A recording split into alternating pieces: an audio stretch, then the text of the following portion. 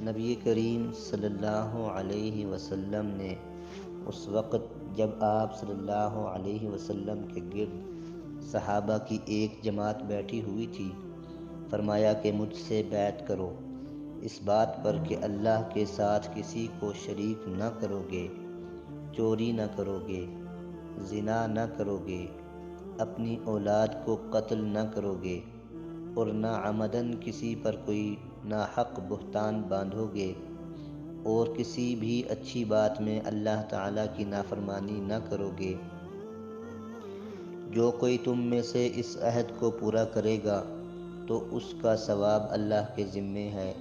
اور جو کوئی ان بری باتوں میں سے کسی کا ارتکاب کرے گا، اسے دنیا میں اسلامی قانون کے تحت سزا دی گئی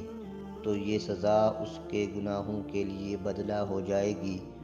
اور جو کوئی ان میں سے کسی بات میں مبتلا ہو گیا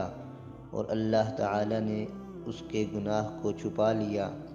تو پھر اس کا معاملہ اللہ کے حوالے ہے، اگر چاہے تو معاف کرے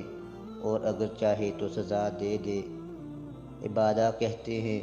پھر ہم سب نے ان سب باتوں پر آپ صلی اللہ علیہ وسلم سے بیعت کر لی۔